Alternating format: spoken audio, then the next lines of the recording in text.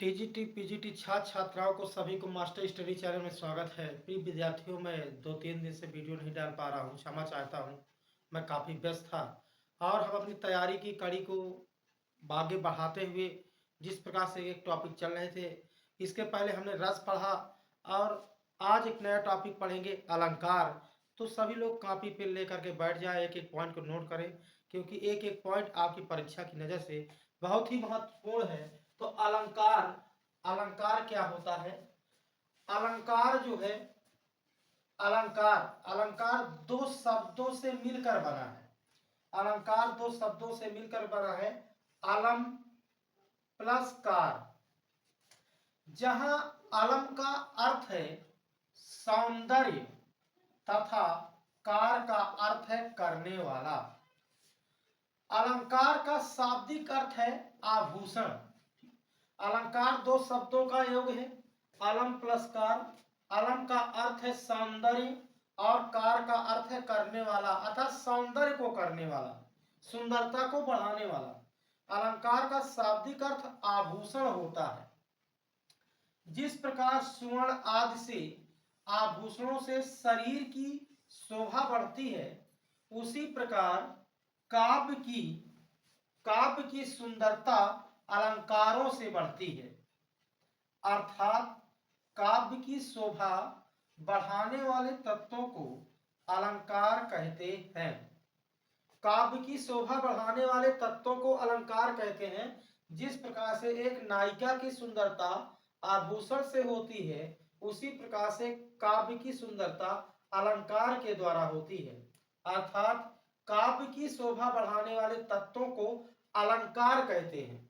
अलंकार दो शब्दों का योग है, अलम प्लस कार। अलम का जो अर्थ होता है वो सौंदर्य होता है, कार मतलब करने वाला, जो मतलब सुंदरता को करता है, सुंदरता को बढ़ाता है। तो अलंकार का जो शाब्दिक अर्थ होता है वो आभूषण होता है, कि जिस प्रकार एक नायिका होती है वो उसकी सुंदरता आभूषणों से होती है, उसी प्रकार से काव्य की सुंदरता अलंकारों के द्वारा होती है। अर्थात काव्य की शोभा बढ़ाने वाले तत्वों को अलंकार कहते हैं। कुछ अलंकार संबंधी ग्रंथ हैं, कुछ कवि हैं और उनके ग्रंथ हैं। तो आइए देखते हैं। भामा, आचार्य भामा का ग्रंथ है काव्य अलंकार। ये आचार्य भामा जो हैं, ये आचार्य भामा अलंकार के प्रणेता माने जाते हैं। अलंकार के प्रणेता, अलंकार के प्रणेता जो हैं वो आचार्य भामा है। भामा यही अलंकार के जनक माने जाते हैं। तो भामा ने लिखा काव्य अलंकार। रुद्रट कवि ने लिखा काव्य अलंकार सूत्र वृत्ति। वामन रीत संप्रदाय के हैं ये, और वामन ने लिखा काव्य अलंकार सूत्र, काव्य अलंकार सूत्र। रुयक कवि ने लिखा अलंकार सर्वस्व। आचार्य दंडी ने लिखा कला परिच्छेद। और सुधाकर मिश्र कवि हैं, वो लिखते हैं अलंकार रत्नाकर। और विद्याधर कवि लिखते हैं एकावली। विद्यानाथ लिखते हैं प्रताप रुद्र यशोभूषण। विद्यानाथ लिखते हैं प्रताप रुद्र यशोभूषण। अप्पय दीक्षित कोयलानंद, अचित्र मीमांसा, अवृत्ति वार्तिक ये लिखते हैं। पंडित राज जगन्नाथ चित्र मीमांसा खंडन ये लिखते हैं। उद्भट कवि लिखते हैं अलंकार सार संग्रह। वैद्यनाथ कवि लिखते हैं अलंकार चंद्रिका। विश्वेश्वर पंडित लिखते हैं अलंकार कौस्तुभ, अलंकार प्रदीप, अलंकार मुक्तावली, कवींद्र कंठाभरण। ये सभी रचनाएं विश्वेश्वर पंडित की हैं। लाला भगवान दीन लिखते हैं अलंकार मंजूषा।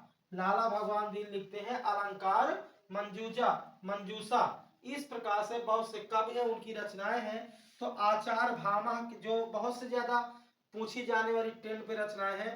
आचार्य भामा की काव्य अलंकार है, रुद्रक की काव्य अलंकार सूत्रवृत्ति है, वामन की काव्य अलंकार सूत्र है, और रुयक का अलंकार सर्वस्व है, दंडी का कला परिच्छेद है, और आपका अप्पय दीक्षित का कोयलानंद है, पंडित राज जगन्नाथ का चित्र मीमांसा है। और ये बहुत सी सारी रचनाएं हैं, लेकिन जो ये रचनाएं हैं, ये रचनाएं बहुत ज्यादा पूछी जाती हैं, जिन पे मैं गोला कर रहा हूं। ये रचनाएं बहुत ज्यादा पूछी जाती हैं, तो आप सभी को लिख लेंगे, लेकिन फोकस इन पे कुछ ज्यादा ही करेंगे। तो इस प्रकार से अलंकार किन शब्दों का योग है, और अलंकार का शाब्दिक अर्थ क्या है, और अलंकार की परिभाषा, उसके अलंकार संबंधी कवि और उनके ग्रंथ, इस प्रकार से ये है। तो आप एक एक पॉइंट को नोट करते रहेंगे।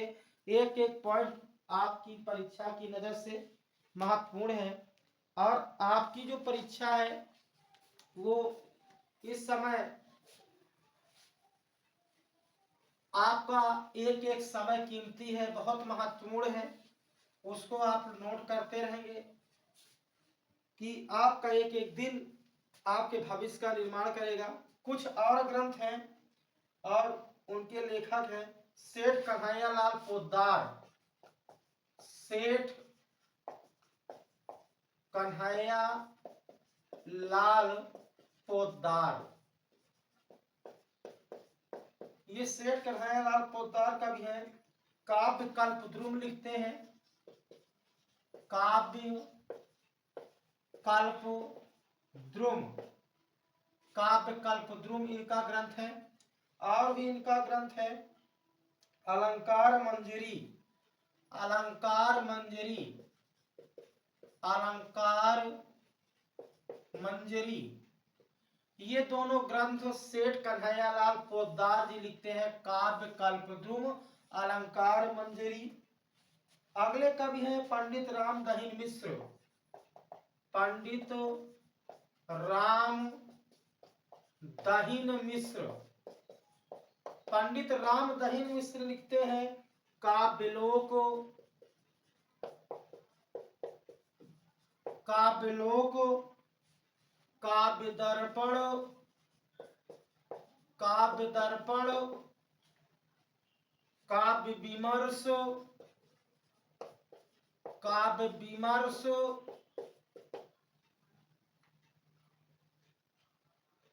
काव्य में अप्रस्तुत योजना, काव्य में अप्रस्तुत, काव्य में अप्रस्तुत योजना।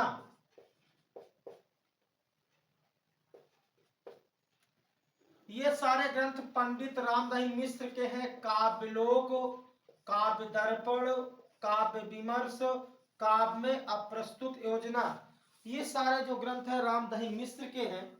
तो आप लोग सभी कॉपी पेन लेकर के एक एक रचनाओं को नोट करते रहें और बार बार रिवीजन करते रहें, क्योंकि संस्कृत में कहा गया विद्या केन वर्ते विद्या अभ्यासेन वर्ते, विद्या अभ्यास से बढ़ती है। कोई कितना रोटी बनाने वाला कलाकार क्यों ना हो नानबाई, लेकिन अगर रोटी को बार बार नहीं घुमाएगा तो रोटी जल जाएगी। घोड़ा चलाने वाला कितना अच्छा घुड़सवार हो, और अगर वो लगाम को नहीं खींचेगा तो घोड़ा रुक जाएगा। कोई कितना भी टैलेंटेड विद्यार्थी हो, और चाहे वो शिक्षक हो, अगर वो अपनी पढ़ाई को बार बार नहीं घुमाता, बार बार रिवीजन नहीं करता, तो उसकी पढ़ाई रुक जाएगी, ठप हो जाएगी। इसलिए कहा गया है कि विद्या केन वर्ते विद्या अभ्यासेन वर्ते, विद्या अभ्यास से बढ़ती है। इसलिए रोजाना पर डे अभ्यास करते रहे, प्रैक्टिस करते रहे। आपकी परीक्षा बहुत नजदीक आ रही है, मई जून में पेपर लगा हुआ है। मई में आपका 2025 में टीजीटी और जून में पीजीटी का पेपर लगा हुआ है। तो ध्यान से अपनी की तैयारी को करते रहें और बढ़ाते रहें।